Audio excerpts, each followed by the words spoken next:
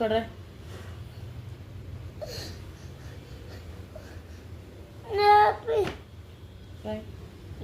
మేము పప్పు వచ్చినాక నన్ను కొట్టిపిస్తావా? ఎందుకు? మళ్ళీ సరిగ్గా రాస్తున్నావా? మళ్ళీ అట్లనే మిస్టేక్ చేస్తున్నావు. మళ్ళా ఎన్నిసార్లు చెప్పాలి నీకు? ఒకసారి ఎత్తే అర్థం కాదా? నీకే చెప్పేది. ఫింగర్ పెట్టు,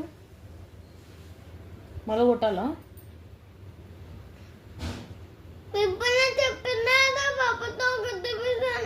నన్న ఎందుకు కొట్టిపిస్తావు?